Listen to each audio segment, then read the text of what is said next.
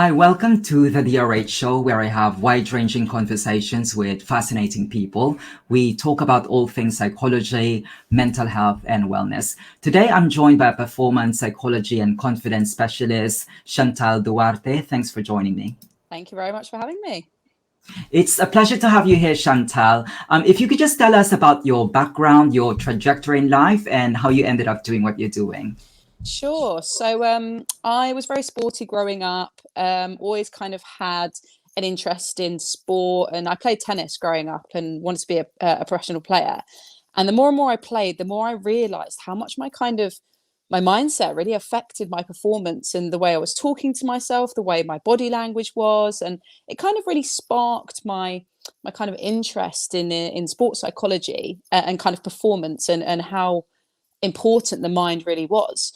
So kind of did that, played tennis, then went to uni and decided to study a sport and exercise science degree, went to Loughborough. And then basically after that went into the world of work.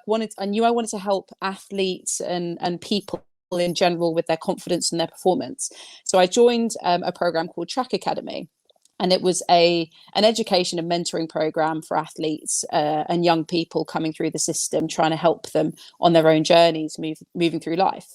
And there was just this itch and scratch. And I thought, I'm really into this sports psychology thing. I want to support athletes more from a psychological perspective. How else can I do that? So I basically ended up, I was working on the tennis tour, doing some player services manager roles and kind of helping from an operational perspective. But that itch was there. So I went back to uni and I studied sports psychology and did a master's at Sheffield Hallam. And then my kind of career in the sports psychology and performance psychology realm started really. So I changed my career. I worked with a lot of athletes throughout my career. And then that has kind of turned into my work with business and high performance and the confidence stuff that I'm doing now as well. And within businesses and just with people one-to-one and working with athletes, not just on confidence, but sports psychology in general and performance. So I'm kind of, I know confidence is a big part of why people succeed. I'm really passionate about it. I've done a lot of work on myself with the stuff I've learned from the sports psychology and performance psychology industry. And I just really want to help others succeed and get there and feel happy in themselves, really. So, helping people in, athletes in sporting organizations, people working in business, wanting to feel better, get better performance out of their employees, but also people just day to day, in their dating life, or just people that want to feel more confident in who they are, what they bring to the table. I'm your woman. So there's a kind of snapshot for you of where I've kind of come from and how it's grown, really. Yeah, it's really a lovely synopsis that you've given us about your background, Chantal. But I just want to dig deeper because you mentioned that you're working into the way I understood it is two separate streams. One is sports psychology and one is confidence. So could you give us like more specific, insights into how you actually offer services in terms of these streams? Sure. So in sports psychology, I just want to make it clear, I don't just do confidence work. I do a lot of work on other things. So yes, I do work a lot with athletes on confidence because it's naturally something that comes up a lot of the time for them. It's one of those things that kind of is in the background for a lot of things that are going on. And it does really determine a lot of success as well. So I do work on confidence with athletes and sporting organizations, but also things like motivation, if an athlete's coming back from injury, how can we work together to help them feel good coming back into the playing field? Whether it be things like emotional control, they get really nervous before they're playing, they're focused, they're just not feeling very focused, and they feel like maybe they think too much in the past or the future and they're not in the present moment. Perfectionism, and lots of things, communication within their teams, pressure, how to find that flow again in their performance, because a lot of the time when athletes perform, it's about, you ask them what you're thinking when you're playing your best and they say, I really wasn't thinking much at all. So it's a lot of my work is getting athletes back to that kind of flow as well, and anything that relates to their psychological performance when they're playing. So that's my kind of sports psychology service. So it's not just confidence, but also I go into businesses and work with people that just want to feel more confident in themselves in the personal development space. So whether that be, women working in a very male dominated environment, or if you're just not feeling very confident and that, to get that promotion or, to go up to that next level, you need to feel better about who you are, what you're delivering, have that belief in yourself that you can do it. And I work in businesses to do with things like effective team communication, understanding everyone's kind of communication styles, their behavioral preferences, their mindsets under pressure, and how you can work best as a team to be able to actually get more out of your team, and more out of your clients, and everyone's a winner, really. So so I work obviously with sport people, businesses, but also just people that want to be feeling better about their lives, feel happier, feel more successful, feel more, that they've got more belief in themselves to be able to accomplish whatever goal that is, whether that be, feel better in their dating life, whether it be feel better at work, be able to deliver those presentations with more confidence, and just feel good about themselves. So there are kind of three prongs to what I do. But a lot of it has stemmed, well, all of it has stemmed from my experience in the kind of sports psychology and high performance environments. And the work that I've done with elite and, professional athletes can really be translated into those other areas of life. And I've been using them myself in my own life to grow. So those are the three kind of services that I offer, if that makes sense. Now, Chantal, you mentioned that a lot of what you do actually stems from your own experience, and you sound very articulate and very confident now. But if I may ask, did you had any problems with your confidence growing up, or have you always been this articulate and eloquent growing up? Oh, I love that question so much. No, absolutely not. Absolutely not. I can tell you, I've had the imposter syndrome. I've had the lack of confidence, the lack of self-belief in myself, whether that be growing up throughout my own sports psychology career, or whether that be, in life. What, about a year ago now, actually, I was having a really tough time. The whole world has been having a tough time, right? And, I was going through a divorce. I'd just been made redundant from an amazing role that I'd worked really hard for. And my mum really wasn't very well either at the same time. And she'd had a couple of brain injuries, and, life wasn't looking good. And I really needed to get myself back up and running. And throughout my sports psychology career, that confidence was just knocked hugely. And, I've done a lot of work on myself, and it's from the work that I've been doing with the athletes that I've worked with in the past, and the businesses and the people one-to-one, that makes me really understand, where we're at. I've gone through it myself. I understand completely what it feels like to not feel confident, to feel like that imposter, to feel like you don't know what you're doing. I remember I was working for an organization where I was the psychology specialist, but I didn't feel like that, people really believed in what I was saying. I felt like a complete imposter, like, oh, people are going to figure out soon that I'm not meant to be here. I'm not the specialist. And, I've worked in a lot of high performance environments where the expectation is there. And especially when you're working with, professional athletes at the very top of their game, it can be intimidating. Or if you're working in your business and you're looking after a lot of money and people are relying on you, absolutely, the confidence can be knocked. And for me, absolutely, my confidence has been on the floor, for a long time. And I've done a lot of work on myself to get myself back up and running. And I know it works, which is why I'm so passionate about sharing that with everyone else. And, I want people to know they are good enough as they are. Everyone's unique. Everyone's got their own thing and their own spice that they bring to the table. And the more kind we are to ourselves, the more we actually, can appreciate ourselves, the more we get done, the more we're successful, because people love authenticity, actually, which is something that I've discovered. And yeah, so it's been a tough journey for me personally, but you know what? I've done the work, and I just really want to share that with others, because I just think it's just changed my life completely. Absolutely. And I think that what's make your approach more effective because you've experienced it yourself. I just want to touch upon what you said earlier that that people who suffer from imposter syndrome, and based from your own experience and from your expertise, could you provide some sort of theory? Why do people suffer from imposter syndrome? I think you mentioned something earlier that, is it fear from, being having mistakes, or is it fear of being judged, being perfectionist? Is there any other theory that you could provide about suffering from imposter syndrome? Sure, yeah. I mean, I'm not a huge expert in imposter syndrome. I can obviously tell you from what I've experienced, but also I actually did a workshop for some up and coming practitioners a few months ago, and talking about my own experience, about how I felt, but also the things that are quite common in imposter syndrome are things like you don't feel like you belong there. You're constantly questioning, why you are there. You're constantly saying to yourself, they're going to figure me out soon. I'm going to be found out. They're going to find out I'm a fraud. Oh my God, I need to do something to pretend that I'm worthy. And a lot of the time, actually, it's about the fact that you're scared to fail.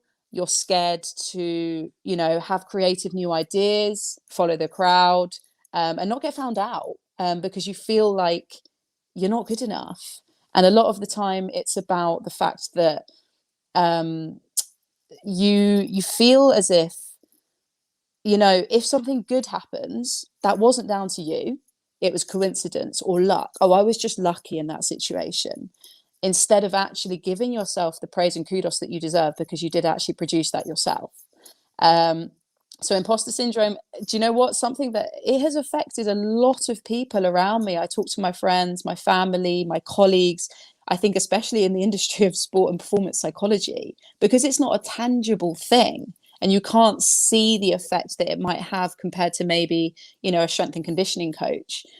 You do question yourself. And I know that it's out there, not just in the world of sports psychology or high performance. It's in business. It's in you go to work, and anybody that's doing their role, they might not feel like, I don't know what I'm doing. I was talking to a female firefighter the other week, and she was saying she's been doing her job for years and years, and she's like, I still don't feel like I know what I'm doing. I feel like I'm going to be found out. And I'm saying, of course you know what you're doing. You've been doing it for however many years and you're nailing it. But for some reason, we have this doubt and this fear that we're going to be found out and we're not good enough. And it's actually really quite sad, which is why I'm on such a mission for people to actually realize, you know what, you are good enough. And I'm actually doing a great job at what I'm doing, and I should be proud about that. And you know what, it doesn't matter what other people think of me. I'm doing my best, and that's all we can ever do. And you know what? The people around us, we think a lot about, I wonder what they're thinking. I wonder what they're feeling about me. They're probably thinking, oh, I'm not doing a great job, or oh, they're gonna suss me out. Like, I'm just waiting for that question to come where they expose me and I don't know the answer. So even just on chatting to you now, I've upfront said I'm not an imposter syndrome, expert. I'm talking from experience, but just being authentic and being yourself and doing your best, that is enough. And I think a lot of the time that massive doubt is there and fear is there. That fear of failure is there when it comes to the imposter syndrome, for sure.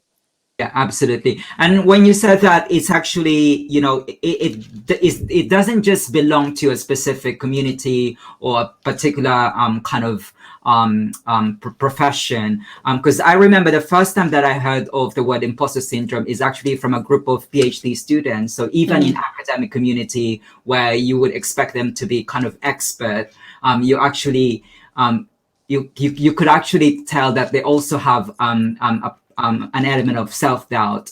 So like what you've said, everyone can experience or everyone can suffer from imposter syndrome. Now, Chantal, you talk about what you do and also imposter syndrome. Now, as someone who's helping people develop their confidence and develop their motivation, can you give us some tips And I want you to answer this based on the article that you wrote for PsycRush. You mentioned something that know and accept that you are not good enough. And I think this is just in conjunction to what you already said. But I also want to mention that aside from people judging you, what you're saying or looking for mistakes, there's also an element of, like social media. Because when we see people on social media, we always just think that we're just basically seeing what's on the surface, that it's all perfect, it's all polished, but we don't understand that behind it, there's actually a lot of mistakes. So can you give us some tips on how to actually overcome these areas? Absolutely. And you know what? The top tip, you've hit the nail on the head. On Instagram, on social media, it all looks perfect for people, and you judge yourself on that. You think, oh, I'm nothing like that. And that's a big mistake sometimes. And, we've all been guilty of it, and I think a huge thing to realize is that everyone's different, everyone's unique. Everyone's got their own thing that they bring to the table. And on Instagram and social media and Twitter and Facebook, you don't know how many videos they've taken. You don't know how many photos, that's probably not take one of the thing that they've done.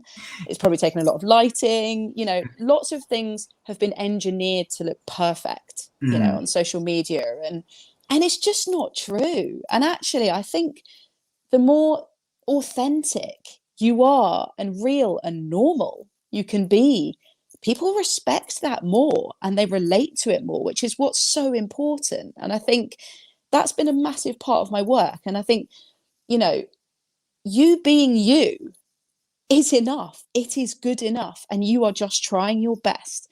And the quicker you can take that weight off your own shoulders to stop trying to be perfect, you being you is good enough. That is amazing. You don't need to try and be somebody else. There was a quote that I love. It's one of my favorites by a guy called Dave Grohl.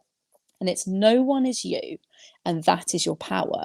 It means you are unique. You have unique skills that you bring to the table. There are lots of things that we could do that are the same, but the way that you deliver it, I'm not going to be able to copy that ever, because it's you, and we all have our own flavor, our own vibe, our own magical things that we bring to the table, whether that be as an athlete, whether that be at work, whether that be in our home life. That's the beauty of it. We're all unique and individual, and we all have different skills and strengths. So actually taking the weight off yourself sooner and accepting yourself for who you are, and accepting, do you know what?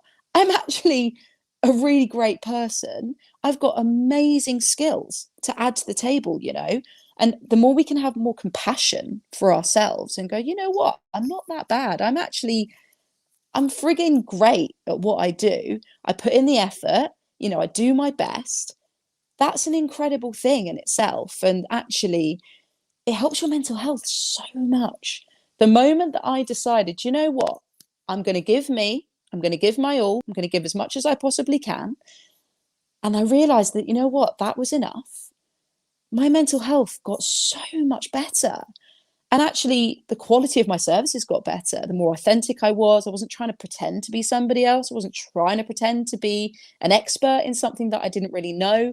I was just being myself, giving my best, giving as much goodness as I possibly can to my clients. And that just helped so much. And just makes you feel way more relaxed. It actually helps you go for more as well. And the kinder you are to yourself, the more you cut yourself some slack, the more you actually think, do you know what? It doesn't matter if, something doesn't go well, or, I fail at something. You know what? I just get up and I go again. What's the worst that could actually happen here? So, the people that you see that are really successful are the ones that just go, you know what? They're just like you and me. And they go, do you know what? I'm scared, but I'm going to take action anyway. I'm going to do it. I'm just going to be me. And that's enough. And actually, yes, it takes practice. Yes, it can feel hard at times, but it's possible. And I'm definitely trying to practice what I preach here. I'm not just this specialist that says, oh, do this, do that, and I don't do it. 100%. I'm in the same boat as everybody else. And, I had to do the work for sure. But I can tell you from personal experience, As soon as you say, you know what, yeah, I am good enough, I'm doing my best, people should love me for who I am. They do. Trust me. The more authentic you are, the more you are, the more you kind of prepare in your own way, you do your own thing, you put your own spin on it, you've got your own vibe, the better. So I think that's a massive takeaway that's changed my mental health. It's changed the way that I work, and I feel so much more relaxed, and I'm so much happier in what I do as well as a result, for sure. Absolutely. And Chantal, thank you for reminding us that we have to be more compassionate about ourselves and stop comparing ourselves with other people, because it's really detrimental to our own mental health and well-being. Now, I was also wondering if you could talk about, the role of preparation and past performance when it comes to boosting our confidence levels, especially that you're working with athletes and people in highly stressful professions. Sure, absolutely. So preparation and looking at successful past performance is so important, because these are two kind of controllable sources of confidence that we call them. I'm very conscious, by the way, the sun is shining right on my head. Look, I've got a halo going on here. This is great. But yes, so preparation is something that you can control, whether it be you're an athlete and you're preparing for a specific match, event, competition. Let's say you're going to the Olympics, that preparation's there, you've put in the blood, sweat and tears, you've put the effort in. You stop and go, you know what, I feel good. I've turned every stone over. I've put the prep in. I know I've put the work in. I know I'm fit. I know I'm feeling good. Those things can make you feel confident, and you can control that preparation. Whether, let's say, you've got a really important presentation to deliver at work, if you take yourself off, you practice that presentation, maybe on your own, you've got the PowerPoint there or whatever you're doing, you practice feeling nice and relaxed and confident, you're speaking slowly, you're smiling at the audience. If you prepare yourself, or if you're going for an interview, the same thing, if you're preparing the questions, when you go to do it, you feel good, because you're like, you know what, I've done this before. Even when it comes to things like exams, you do practice papers, you've seen it before, you know the answers, you can do it. So actually, preparation is a big part of it. And actually thinking about, if you've done it before or done something similar before, I've done it before, I can do it again. Actually, that really does breed such a nice sense of confidence. And the thing about confidence is that it can fluctuate. 1 minute it's going great, the next minute it can plummet. So if you've got things that are controllable, that you're building slowly, this can make your confidence more robust, because you can control what happens with these things. And actually, if something bad happens or something, undesirable happens, you've still got those great things to fall back on, actually, and go, you know what? My preparation's been great. I'm going to keep going. That's not going to change things. That's not going to throw me off, So actually, making these more robust, this is what can really help. Don't get me wrong, if you're getting praise from other people, or you're getting a pat on the back from your boss at work, or a partner, or you go on a great date and someone says they like you and you're really great, 100% that's going to help your confidence too. And that is gonna make you feel good about yourself. But it's really good to not just rely on things you can't control, and if they've come from somewhere else, whether it's praise from a coach or whoever, or you play particularly well in a specific weather condition or a specific venue, or you play really well against a specific opponent.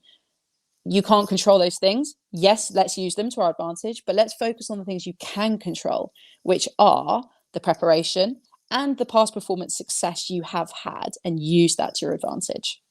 Absolutely. And another thing that really boosts people's self-confidence is when they engage in self-talk. So can you tell us more about the role of self-talk when it comes to boosting us our confidence? Yes, absolutely. Self-talk is so important. The way we talk to ourselves really does have an impact on the way we live and the way we experience things. So there is an interaction between the way you think, which then affects the way you feel, which then can affect the way that you behave and perform. So, for example, if we're talking negatively to ourselves and we're saying, I'm just not good enough to do this, I can't do this, that then is likely to make you feel doubt, worry, anxiety. Maybe you won't want to put as much effort into the thing because you feel like, oh, if I can't do it, what's the point? Which then ends up translating into the behavior. So if you're feeling doubt, you're feeling anxious, you're feeling on edge, you're feeling like, there's hesitation there, or avoidant, you either avoid doing the thing completely because you think you can't do it, or you put in less effort, or you don't put in the right energy. That then affects the way that actually the thing turns out. So sometimes instead of saying, harsh things to yourself and saying, I can't do this, I'm not good enough. It's really nice tool that I use with athletes and the people that I work with on their confidence. Replace it with something that's going to be more helpful. Now, I'm not going to say to you that negative thoughts aren't allowed. We have over 60,000 thoughts a day. And the thing about negative thoughts is, they're going to come up. It's a part of life. It's totally fine that they are there. I want people to know that it's okay that those negative thoughts are there, because it's totally fine. It's just what we do with them that's important. So if we're saying to ourselves, I'm not good enough, catch yourself in the moment, there and then going, do you know what? No, what's going to be more helpful? You know what? I am good enough. I can do this. I've done this before. I can do it again. Maybe I'm feeling a bit nervous, but that's okay. It means it matters to me. I can totally do this.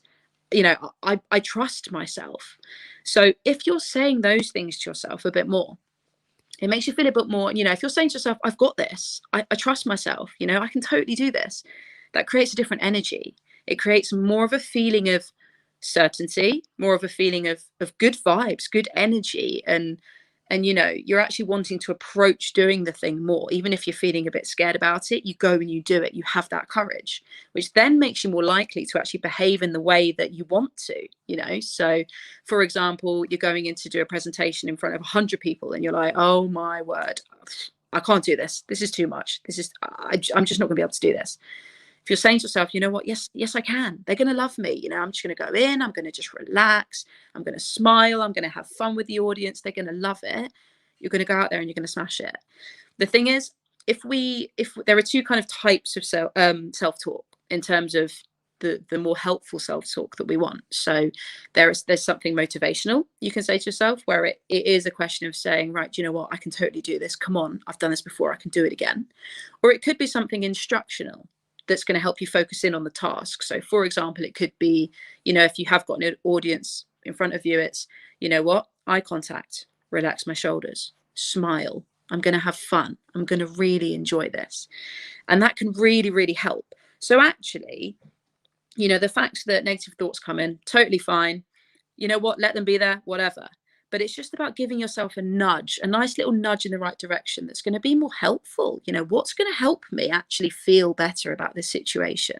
And because perception is everything, perception is, even if something negative happens or you're feeling not great, it's the way you perceive it that's going to change your outlook.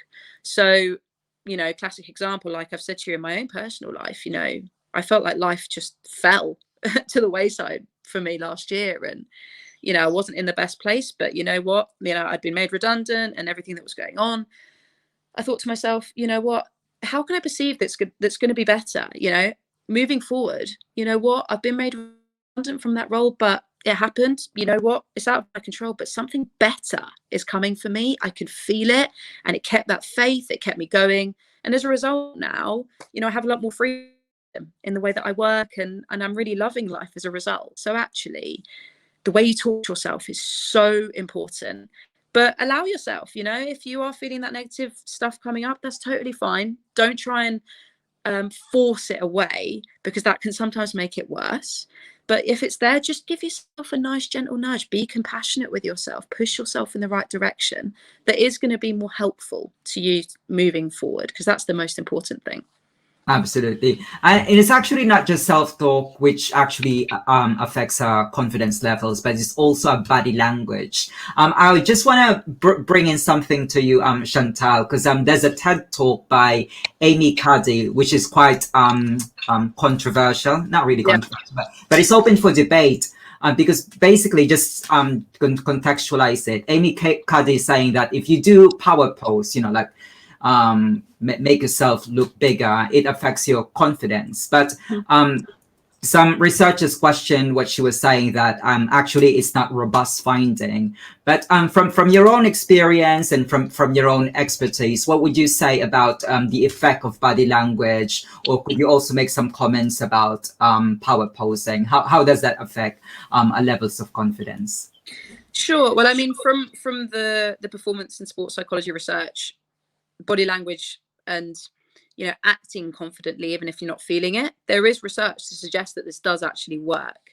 It's very individualized, the thing about confidence, and it's something we need to take into account, that actually it really depends on the person. I was with a client yesterday actually, and we were talking about her confidence. She was a badminton player. And I was saying, right, what do you think could really help? And she said, you know what, standing in front of the mirror before I play and actually just looking at myself thinking, you know what, you've got this. And standing there as if I own the place, as if I'm, I deserve to be there. And I was like, okay, well, when you're walking out on court, what does that look like? What does confidence look like to you? She's saying, you know what, shoulders back, head up, smiling, looking relaxed, in my own zone. What we do know from the literature is, by acting confidently, this does actually have an effect on the confidence. Even if you're not feeling it, the term fake it till you make it, it does actually work. It does raise the confidence levels. And the more you can kind of get into the habit of acting confidently, the more you become that thing, because it becomes normal. It becomes something that you become more comfortable doing. And actually, what happens is, even though you're not feeling it, you might think, okay, right, I'm going into this interview. I need to look relaxed. I need to look like I know what I'm talking about. So how do I do that? I take a deep breath. I relax my shoulders. I smile. I look relaxed. I talk slowly. I use my hands. I'm not sitting on them, or, I'm sitting, with an open body stance. Those things, genuinely, from my own experience as well, they do help. I can tell you, I've stood in front of hundreds of people doing presentations. I've done some performance psychology work in front of, trauma surgeons and people from industries that I'm like, wow, massive awe and massive respect. And I'm thinking, little old me in front of these trauma surgeons, really? Are they really going to listen to me? But reminding myself, you know what, standing at the front, even if I'm feeling scared about doing the presentation or the workshop or whatever I'm doing, acting confidently actually does make you feel better and more sure about what you're doing. And every time at the end of whenever I have felt a little bit nervous, and people have come up to me and given me feedback at the end of my sessions, and the presentations I've done, they go, wow, that was great, you're so confident, how do you do that? And I'm like, honestly, before I came on today, I was doubting myself. But it is going out there, talking to yourself in the right way and acting in the right way. It really can help you become what you need to become. So even if you're not feeling it and it makes you feel cringe and you're thinking, oh, I don't want to do this, it really does help, but it has to work in a way for you. So the power posing thing, you know what, if it makes you feel good for you, do it. It's individual. For some people, they might think, I feel like a bit of an idiot doing this. What is this supposed to do? It's got to feel good for you. So actually, standing with your hands on your hips, if you feel like that's not a way you want to come across to your audience, or, I would say don't do that. Do something that you feel makes you feel relaxed, makes you feel comfortable, but also present, and actually, gives you belief in what you're doing. There are things about body language, if you've got your arms crossed or you're quite small and you're kind of in on yourself, that makes you look less confident. So being kind of, shoulders back, relaxed, walking with purpose, athletes that look confident, it has an effect straight away on the people they're playing against. So when you look at, the top tennis players in the world, the way that Roger Federer glides around the court, he is just relaxed. He's taking his time. He's not rushing. He's got his shoulders back. He's fluid. That confidence, he just oozes confidence. He might be feeling nervous inside, but actually the way you act really can have an effect. So I definitely say go and give it a go, but make it feel good for you, and make sure that, you know, you're feeling relaxed and you're feeling good about it, and not like, oh, I look really awkward, or this feels really off. You've got to find your own way of doing it, but there are lots and lots of ways for each person that are different, and they do work. And just from my own experience and from the research that I have seen. Absolutely. And Chantal, when you work with different clients, be it athletes or people from other industries, do you sort of teach them about mental imagery and the power of visualization? And could you give us some snippets of how this works?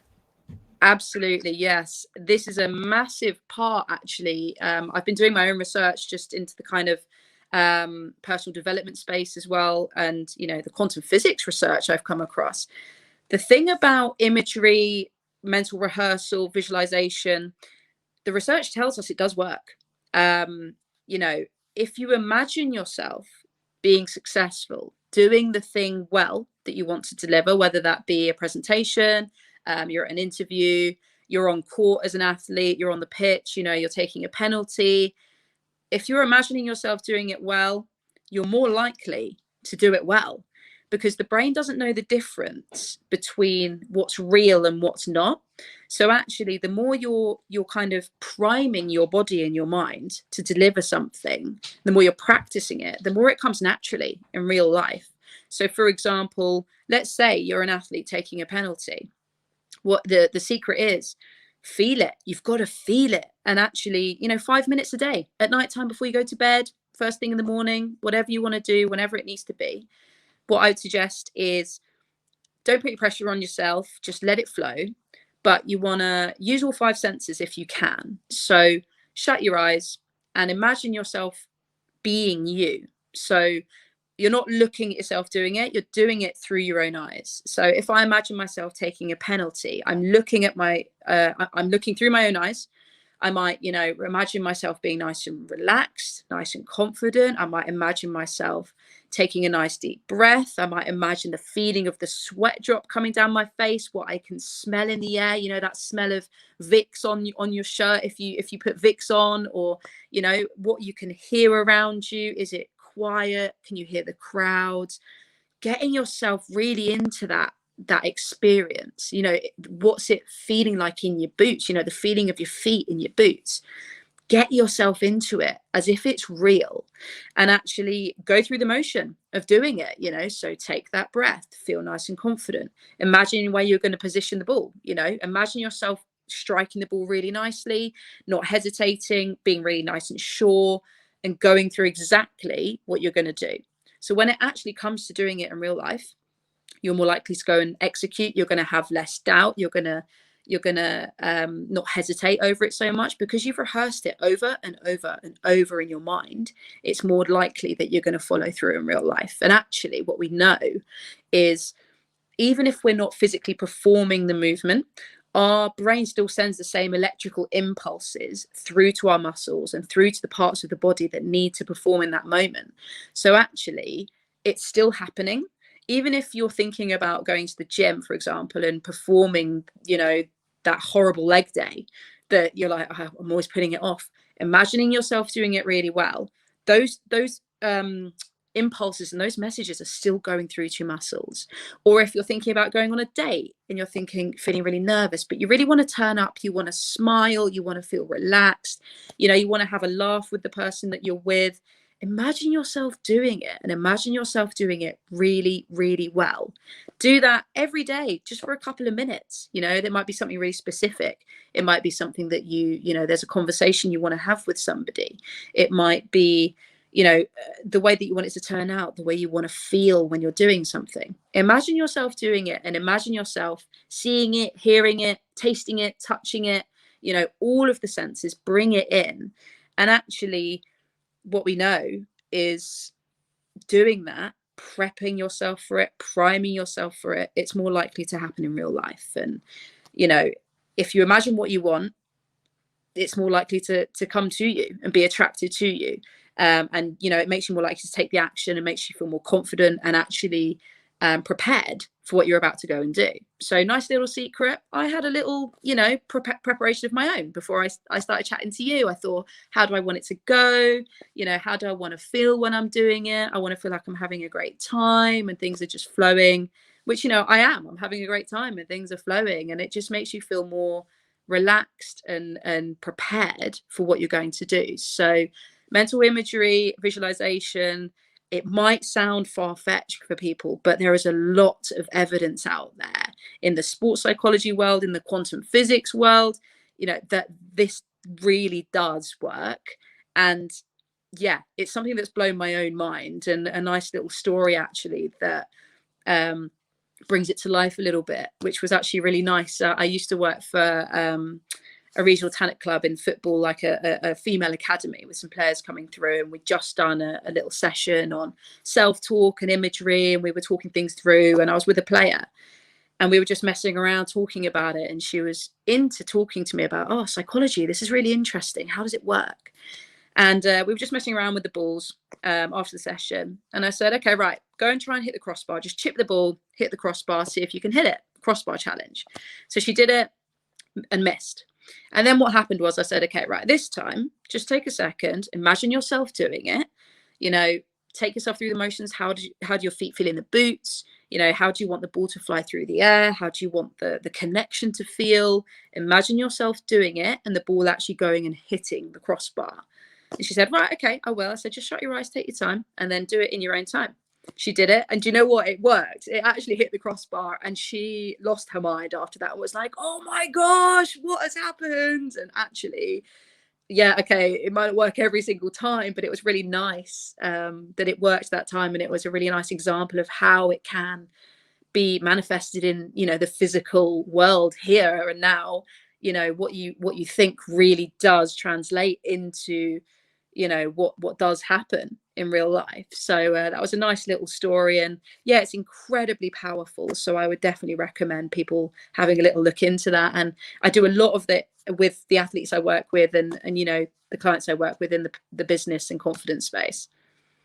Well, clearly, Chantal, as you've demonstrated, there are many ways, especially ways backed by science, and how we could develop our confidence. As you've just highlighted, mental imagery and visualization could be effective in boosting your levels of confidence. But I was just wondering, because it's already a cliche to mention this, that everything should be done in moderation. Obviously, you're working with people who wants to be more confident and be more motivated with what they're doing. But how do we strike a balance being confident but not overly confident, if that makes sense?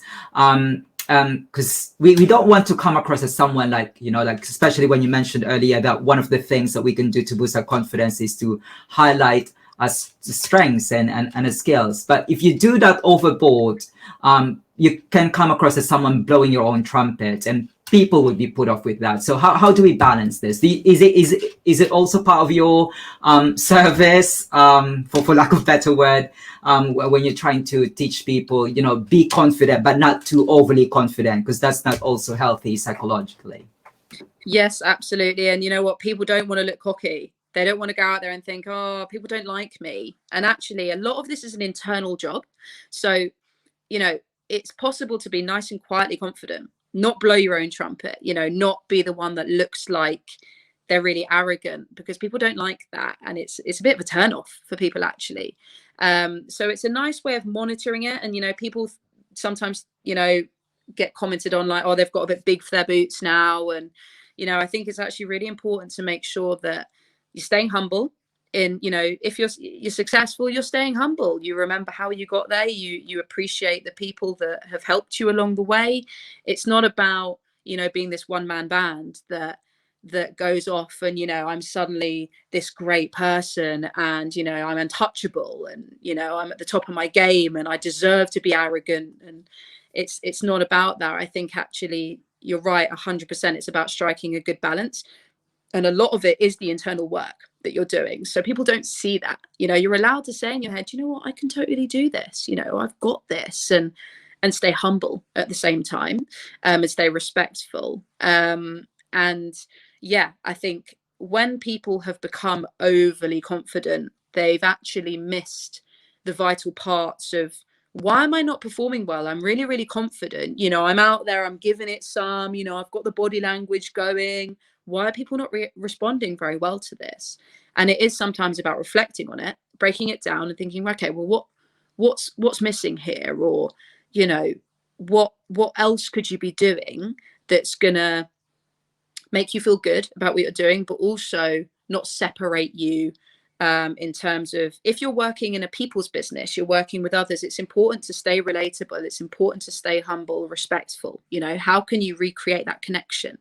But to be honest, I think with a lot of athletes that I've worked with, it's funny, even at the very top of their game, I've worked a lot in professional tennis at the top of the game, and professional football, and it's something that comes up still. There is a lack of confidence, even with the best athletes in the world. So it blows my mind. And I think, wow, you're the best at what you do in the entire world, and you're still not feeling confident. Why is that? What's going on there? And the thing is, even at the top of your game, if you feel that there is that, you know, I'm better than the rest, there's always more you can do to keep going. But a lot of the time, I haven't come across many athletes that have got too big for their boots, or many clients that have got too big for their boots and they've gone too much the other way. Because actually, you know, life is about being connected as well as, you know, achieving success and feeling competent about things. It's about that relatedness. It's about that, you know, yes, having autonomy and being able to do well, but also share that with others. And I think people are very quick to realize maybe when they felt that disconnect, and, you know, what they may need to change to feel a bit more connected with others, but also successful, and doing things in a healthy way rather than it taking over. So yeah, it's all about self-awareness. It's all about an inside job, but just keeping yourself in check with yourself, and knowing that, you know, being confident's great, but being overly confident isn't so great sometimes. And how can we, you know, steer through that journey to make sure that you're feeling good about yourself, in all aspects, and not just, you know, you're alone out there somewhere. Can you give someone who exudes self-confidence but still remains humble in any field? Do you know what? A lot of the tennis players on the tour, very, very humble. Roger Federer is a very humble man. I haven't worked with him psychologically one-to-one, but from being on the tour, I've seen, you know, how the athletes behave, and he's a really great guy. You know, if there's a young kid fan, he'll always give them time. He'll say, come and sit next to me. Tell me, you know, what are your goals? What are your dreams? What are you doing? He gives people time. I worked a lot in the women's game, and actually, you know, the players that they're at the top of the game, but they have time for their fans. They have time for doing charity work. They create time. They make sure they're not just, you know, the best tennis player in the world. They make sure that they're a good person too, actually, and they use their status for good, to help change the world in other aspects. There are loads of women on the tour that are great people, just as people. So yeah, so many I could name, but yeah, it's a great place to be. Absolutely. Now, Chantal, we're already nearing towards the end of the interview, and we had a good idea of the kind of work that you do, especially in relation to confidence and motivation. But I've actually have 3 more questions, which is meant to kind of see the human side of Chantal behind her work. So my first question for you is, who inspires you both professionally and personally? Oh, great question. Professionally, who inspires me? So many people. I think, from a practitioner perspective, someone that has mentored me throughout the whole of my journey. She was my master's lead on the course. Her name's Professor Joanne Butt. She has, you know, she's accomplished an incredible amount in her career, and for me, she's been a huge influence on my own career and helping me feel confident in myself. I've done a lot of my confidence research with her throughout my masters. That was what my project was on. She was incredibly supportive. She's worked for, you know, Olympic sports, the English Institute of Sport. She's a professor. She lectures. she's done it all. And she, you know what, she's a lovely person. At the top of her game. She hasn't lost that kindness and that humility. And for me, you know, that is a massively important part of my own work. Being kind, respectful, encouraging that psychological safety, you know, encouraging people to be open and honest about things and not judged. You know, that's massively important to me. And she's managed to do that throughout her career. And I'm incredibly grateful. There are so many people. My other supervisor, his name's Sean Thomas. He's a sports psychologist, and, you know, he's been incredible along my journey. But yeah, I really value the kindness that comes from these people. So professionally, I'd probably say those people. From a personal perspective, that's a great question. You know, I think family is a big one. My mum, she's a very strong-willed woman. She's been through a lot. As I mentioned, you know, she had some brain injuries, and she's a fighter. She's very strong-willed, but also very kind, really values humility, vulnerability. You know, she's incredibly supportive. And I've really wanted to kind of grow as a person and kind of emulate her in as many ways as possible. So yeah, personally, I'd have to say my mum. Okay. And Chantal, do you have a professional dream? Professional dream, you know what? For me, is to spread the love as far and wide as I possibly can with this stuff, because I know how important it is. For me, building my consultancy around working with, you know, high performance athletes, or amateur athletes, anyone that wants to perform better and feel good about themselves is important to me. But also people just in the, you know, general population working in business, people that just want to feel better and good about themselves. For me, I want to grow that as much as I possibly can, take it as worldwide as I possibly can, service as many people as I possibly can. That's the dream for me, and I'm living my dream, thankfully. You know, I've been it's taken me the knocks, you know, the knockdowns to get to where I am, and I'm really happy with where I am, and I just want to spread the love as far and wide as I possibly can, really. Absolutely. And what do you think you would be doing if you didn't work as confidence specialist in another time and space? What would Chantal Duarte would have been? Oof, another great question. I've been thinking about this a lot recently, actually, and just reflecting, because I have chosen this journey to work for myself, and, you know, so I think, what else would I be doing? I'm into things very kind of humanitarian things that revolve around kindness. So maybe working in the charity sector. I did used to work there, but maybe do a bit more work in the charity sector. Maybe set up my own charity. So yeah, something to do with helping people for sure. And actually, you know, alongside the sports psychology and the performance psychology and the confidence work, I definitely plan to include that in my life somewhere, because it's really, really important to me, for sure.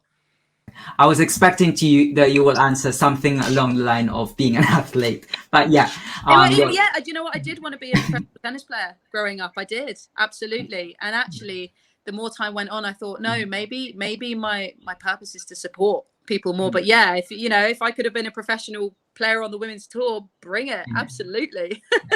And finally, the floor is all yours, Chantal. Tell us what else is in the pipeline, and if people wanted to reach out to you, what platforms can they get in touch with you at? Sure, absolutely. So yeah, like I said, I want to spread the love as far and wide as possible. So whether you're an athlete, whether you're an amateur athlete, professional athlete, looking to, you know, take your psychological performance to the next level, please do get in touch. I'll give you my contact details.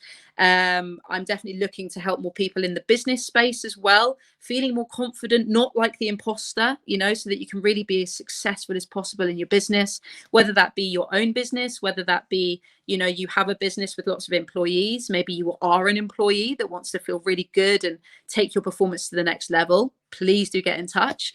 Or if you're just an individual that, you know what, I want to feel better about myself and my life. You know, I want to feel more confident about who I am and what I bring to the table, whether that be dating, whether that be, you know, there's something specific, you've got a goal you want to reach in your personal life. I'm your woman. So at the moment, I'm just refurbishing the good old website. So please keep an eye out for theconfidenceeffect.co.uk, because that will be launching very, very soon. But in the meantime, you can get in touch with me on Twitter. So my Twitter is at Chantal, CHANTAL _Duarte, DUARTE. You can drop me an email. So CHANTDUARTE@hotmail.com while I'm waiting for the good old website to be launched. Or you can find me, for the athletes out there, you can find me on mysportsmap.co.uk as well if you wanted to get in touch there. But I'm very open to working with everybody. And yeah, it'd be great to work together. So feel free to get in touch. Absolutely. Well, we'll keep an eye to your shiny website when it's already out. But for the meantime, I'll put everything on the video description also for anyone who's interested to kind of boost the level of resilience that can get in touch with you. And as you've highlighted, this is really an important skill because it's the bedrock of what we do. If we're not confident, it's very unlikely that we'll be able to accomplish something. And we definitely need someone like an expert such as yourself to kind of keep us on the know-how on how to be more confident and how to be motivated. Well, Chantal Duarte, it's a pleasure having you here on the VRH show, but unfortunately, time is against us. I look forward to hearing more about your work. Thank you so much for having me.